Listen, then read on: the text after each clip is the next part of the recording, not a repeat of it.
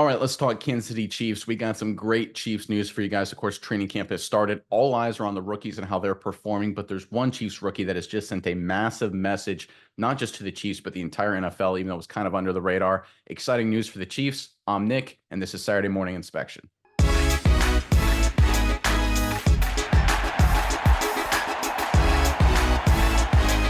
All right, so obviously the Chiefs have started training camp, a lot of momentum, a lot of energy, right? We're seeing how talented this team truly is as they look to try and accomplish the famous three-peat. But it's not just the talent on the Chiefs that's palpable, it's the culture. And one Chiefs rookie, highlighted that specifically with some recent comments. Let's pull up this article, then we'll talk about it more in detail.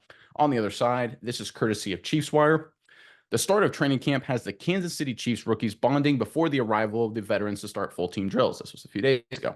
Chiefs rookie center Hunter Norzad opened up about his experience with the offensive line through OTAs during his press conference with the media on Thursday. Yeah, I think not even just the draft picks, the entire offensive line room that's here is very, very cohesive, and we all have great relationships with each other, said Norzad. It's not really one person leaning on another, it's everybody leaning on each other. And I think the room and the culture that has been built here in the offensive line room is extremely good. He goes on to talk about the leader, Creed Humphrey. I don't even think it's a tangible amount. You know what I mean? He has so much to give when it comes to knowledge, scheme, and technique in his play, said Norzan.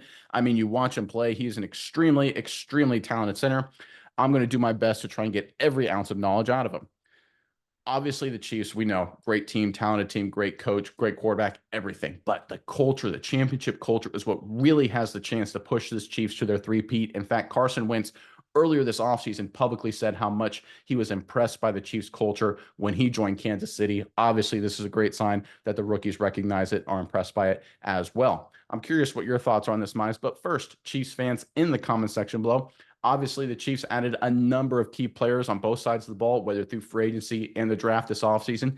Give us the one new Kansas City Chief that you think will have the biggest impact in 2024 and put him in the comment section below. And while you're down there, make sure you check out the description box below for a link to our recommended book to get you ready for the upcoming NFL season. It is Playmakers by Mike Florio over at Pro Football Talk. Highly recommend it. Make sure you check out via our affiliate link if you want to purchase it. We obviously purchased it. It's a great book. Again, highly recommend to get you ready for the season. Please use our affiliate link. It helps us out, helps this channel. We really appreciate it. But Miles, I'll throw it over to you now. What are your thoughts on this latest Chiefs comment? Yeah, Nick, I think this is really good for the Chiefs because if we're being honest with ourselves, if we take a peek at this Chiefs offensive line, a guy like Norzad, when you look at him, he's not going to be starting this season. The Chiefs' interior offensive line, each guy ranks at least top 10, some top 5 in PFF's grading scale. Thuney's number 8 as a guard, Smith is 10th as a guard, Humphrey is 4th as a center. So I don't think he's going to be seeing the field anytime soon. The key here, though, is Humphrey seems like he is treating him as if he was. They are teaching every one of these rookies, all of these guys, every ounce of knowledge that they possibly could get to potentially get them to be as ready as possible. Want them to be the best they can be. And I think it's akin to what you talked about, that winning culture. If you top to bottom try to get everyone to be the best you can be. We know some teams, the superstar is the guy at the top of the list. The superstar is the only one that is really that important. The superstars are the guys everyone pays attention to.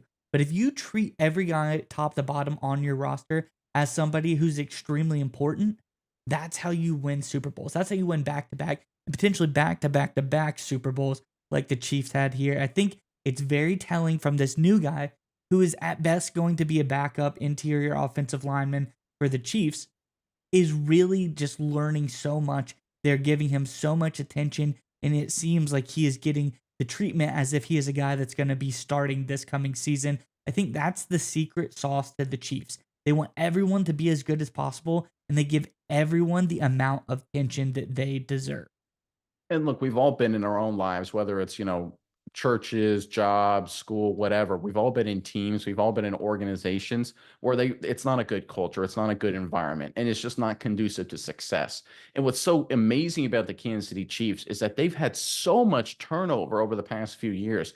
I mean, they've basically had to rehaul large parts of their offensive line. Their entire defense, for the most part, seems to be just a total youth movement, except for guys like Chris Jones. And now, of course, we've got more young playmakers into the fold, more young guys too, whether it's Worthy, whether it's a veteran like Marquise Hollywood Brown, right? There's a lot of new additions. Wiley, the tight end, they're going to have to step up. So it's not like it's been everybody. It's not like it's the 1970s Pittsburgh Steelers where it's the entire team is still intact so the culture can stay intact. I think it's a credit to the leadership, and it starts with Mahomes and it starts with Andy Reid, frankly, and to just really just sit there and say, this is how we're going to do things. This is how we're going to execute. And it starts at the top. And then you have other key leaders. You have the Humphreys of the world that propagate that down. And I tell you what, when you have this kind of championship culture just seeping through all the way down to a backup offensive lineman at the rookie level, you have a real chance to do something special. And people always look at, why are the Chiefs so good? Why have they won back-to-back titles? Everyone just sits there and says, well, Mahomes is spectacular. He is, right? Andy Reid's really smart. Yeah, we know he is. Spags is a great defensive coordinator, of course.